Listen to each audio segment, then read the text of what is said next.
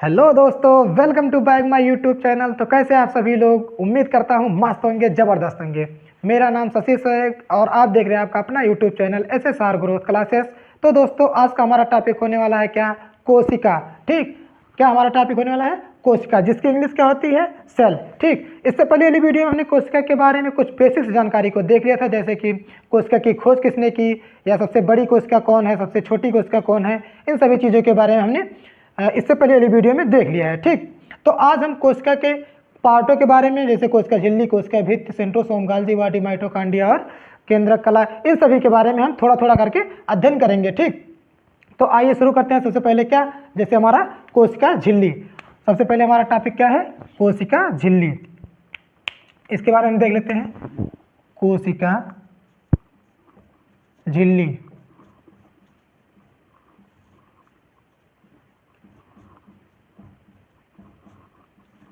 कोशिका झिल्ली ये हमारे पादप तथा जंतु दोनों कोशिकाओं में देखने को मिलती है। कोशिका झिल्ली जो होती है हमारी, ये कोशिका झिल्ली पादप तथा जंतु कोशिका दोनों में देखने को मिलती है। पादप तथा जंतु कोशिका, जंतु कोशिका,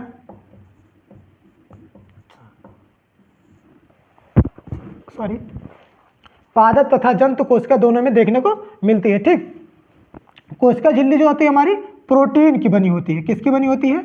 प्रोटीन की बनी होती है। प्रोटीन की बनी होती है। ठीक, ये जो हमारी कोशिका झिल्ली है, ये अंदर देखिए, ये वाली जो जितनी दिख रही है, ये हमारी सभी क्या है? कोशिका झिल्ली है। तो ये कोशिका झिल्ली हमारी किसकी बनी होती है? ये वाली लेयर, ये वाली लेयर हमारी प्रोटीन की बनी हुई होती है। ठीक, अब हम देखते हैं प्रोटीन की बनी होती है, यह कोशिका को आकार प्रदान करता है तथा कोशिका के सभी अंग इसी में उपस्थित होते हैं। किसमें? कोशिका, ये कोशिका झिल्ली में ही कोशिका के सभी अंग उपस्थित होते हैं। कोशिकांग इसी में होते हैं। ठीक, सभी जो कोशिकांग हमारे कहाँ होते हैं? ये इसी में उपस्थित होते हैं। कोशिका झिल्ली हमारे पादप तथा जंतु दोनों कोशिकाओं में देखने को मिलती है। प्रोटीन की यह बनी हुई होती है। कोशिका के सभी अंग इसी में उपस्थित होते हैं। ठीक, अगला हम देखते हैं क्या? अगला हमारा है ये कोशिका भित्ति, जो बाहर सबसे है, इसे हम क्या कहते हैं? कोशिका भित्ति। ठीक, इसके बारे में हम देख लेते हैं। तो हमारा ये क्या रहा? कोशिका भित्ति।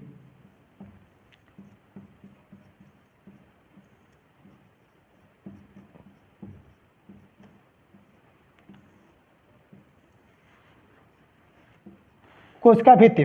ठीक दोस्तों, तो कोशिका भित्ति ये जो हमारी होती है बाहर वाली परत, ये हमारे कहाँ होती है? केवल पादप कोशिका में ही देखने को मिलती है। ठीक, केवल पादप कोशिका में देखने को मिलती है। ठीक, कोशिका में यह किसकी बनी हुई होती है? कोशिका भित्ति जो होती है हमारे सेलुलोज की बनी होती है। सेलुलोज की। ठीक, सेलुलोज का बना होता है। जैसे कि दोस्तों अभी हमने देखा कोशिका झिल्ली जो होती है हमारे जंतु तथा पादप दोनों में देखने को मिलती है, जबकि हमारी जो कोशिका भित्ति होती है ये केवल पादप कोशिकाओं में ही देखने को मिलती है। कोशिका भित्ति जो होती है हमारे कोशिका को आकार प्रदान करती है, आकार तथा सुरक्षा प्रदान करती है। आकार तथा सुरक्षा प्रदान करती है। जो कोशिका भित्ति हमारी होती है कोशिका को आकार तथा सुरक्षा प्रदान करती है। अगला क्या है हमारा? सेंट्रोसोम। ठीक, अब इसके बारे में देख लेते हैं क्या है सेंट्रोसोम। इसकी हिंदी क्या होती है? सेंट्रोसोम की हिंदी क्या होती है? तारक काय। इसकी हिंदी होती है तारक काय। सेंट्रोसोम। ठीक दोस्तों, अब हम देखते हैं सेंट्रोसोम के बारे में। सेंट्रोसोम की खोज किसने की थी? इसके बारे में देख लेते हैं। सेंट्रोसोम की खोज बावरी नामक एक वैज्ञानिक थे। बावरी, इन्होंने सेंट्रोसोम की खोज की थी। ठीक, अब इसका कार्य क्या होता है तारक काय का या सेंट्रोसोम का? सेंट्रोसोम कोशिका में कोशिका विभाजन का कार्य करता है। क्या करता है? कोशिका विभाजन का कार्य करता है। कोशिका विभाजन का। ठीक, कोशिका विभाजन मतलब ये नहीं कि अक्सर दोस्त सभी समझते हैं कोशिका विभाजन मतलब ये कोशिका को तोड़ देता है, ऐसा नहीं है। जबकि ये सेंट्रोसोम जो होता है हमारे कोशिका का पुनर्निर्माण, मतलब नए कोशिकाओं का निर्माण कौन करवाता है? ये सेंट्रोसोम करवाता है। ठीक, तो हम कह सकते हैं कि ये पुनर्निर्माण की प्रक्रिया करवाता है। पुनर्निर्माण की प्रक्रिया करवाता है। ठीक, पुनर्निर्माण की प्रक्रिया कौन करवाता है? पुनर्निर्माण की प्रक्रिया हमारे सेंट्रोसोम करवाता है। ठीक दोस्तों, लीवर सेल में जो होता है कोशिका विभाजन सबसे अधिक देखने को मिलता है। लीवर सेल में कोशिका विभाजन सबसे अधिक होता है, सबसे अधिक होता है। जबकि हमारे ब्रेन में क्या होता है? सबसे कम होता है। कहाँ? ब्रेन में सबसे कम होता है, सबसे कम होता है। क्यों? क्योंकि यहाँ जो कोशिकाएं होती हैं ब्रेन की हमारे जो कोशिकाएं होती है 90% कोशिकाएं किसकी होती है? न्यूरॉन की होती है। 90% हमारा जो होता है क्या होता है? न्यूरॉन होता है। ठीक, हमारा जो ब्रेन का कोशिकाएं होती है वो 90% न्यूरॉन की होती है। इसमें सबसे कम कोशिका विभाजन देखने को मिलता है। कैंसर हमें कैसे होता है? इसी कोशिका विभाजन कभी कभी क्या होता है? अनियमित रूप से कोशिकाएं जो होती हैं अनियमित रूप से विभाजित होने लगती है और लोगों को कैंसर हो जाता है। तो कभी कभी आप ये भी सुनेंगे ब्रेन ट्यूमर भी हो जाता है। ब्रेन ट्यूमर कैसे होता है? जबकि 90% यहाँ न्यूरॉन सेल पाए जाते हैं, लेकिन 10% जो होता है हमारा ब्रेन में जो होता है 10% ये हमारा गिलियल सेल होता है। कौन सा सेल? गिलियल सेल होता है। ठीक, इन्हीं गिलियल सेल के कभी कभी अनियमित विभाजन से ही हमारे दिमाग में भी कोशिका विभाजन अधिक मात्रा में हो जाता है, जिसके कारण से हमारे वो ब्रेन ट्यूमर देखने को मिलता है या ब्रेन में कैंसर देखने को मिलता है। ठीक, अब हम आगे देखते हैं क्या हमारा गाल्जी का है, गाल्जी बॉडी। अब दोस्तों हम क्या डालते हैं? अगला हेडिंग हमारा क्या है? ये गाल्जी बॉडी। ठीक, ये क्या है? गाल्जी बॉडी। इसकी हेडिंग डालते हैं हम गाल्जी बॉडी, गाल्जी बॉडी। दोस्तों अब इसके बारे में हम देखते हैं क्या। ये जो गाल्जी बॉडी होती है इसका खोज किसने किया था? इसकी खोज कैमिलो गाल्जी नामक एक वैज्ञानिक थे जिन्होंने इसको खोजा था। कैमिलो गाल्जी, कैमिलो गाल्जी,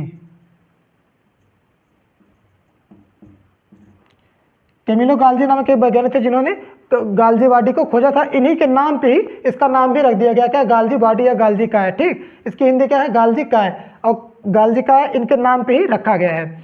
अब इसके कार्य क्या होते हैं गाल्जी बॉडी के? गाल्जी बॉडी जो ये हमारी होती है ये ऊर्जा का परिवहन करती है। क्या करती है? ऊर्जा का परिवहन करती है।